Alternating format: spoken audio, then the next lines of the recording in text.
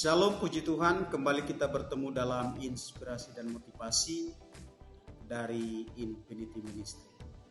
Ya, pada bulan ini saudaraku, Infinity Ministry mengambil tema besar yaitu hidup yang berbuah.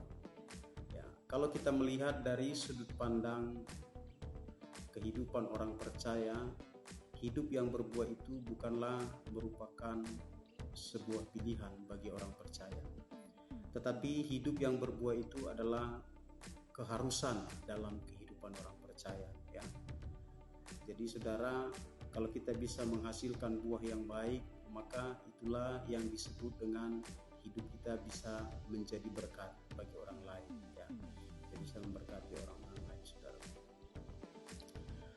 Dan kalau kita melihat saudaraku, seperti sebuah tanaman, ya, tanaman itu bisa menghasilkan buah saudara ketika tanaman itu rela ditanam, dan ketika tanaman itu rela ditanam maka tanaman itu akan memiliki akar untuk menopang pertumbuhannya, dan setelah akar itu melebar saudara, maka akar itulah yang akan menyerap air, akar itu juga yang akan menyerap unsur hara, dan akar itu juga yang akan menyerap zat-zat lain yang dibutuhkan untuk pertumbuhan tanaman tersebut, sehingga tanaman itu bisa menghasilkan buah yang seharusnya, saudara. Ya, demikian juga kehidupan kita sebagai orang percaya.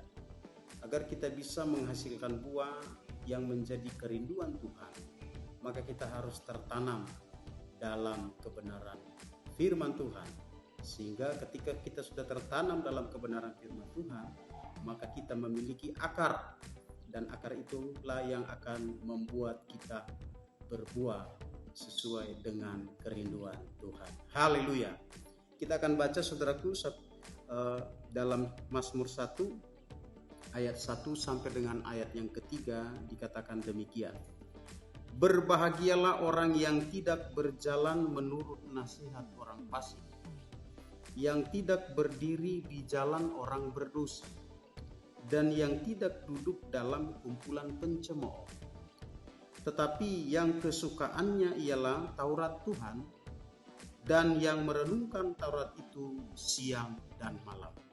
Maka pada akhirnya dikatakan pada ayat yang ketiga, saudara, ia seperti pohon yang ditanam di tepi aliran air, yang menghasilkan buahnya pada musimnya, dan yang tidak layu daunnya, apa saja yang diperbuatnya berhasil. Puji Tuhan, saudara.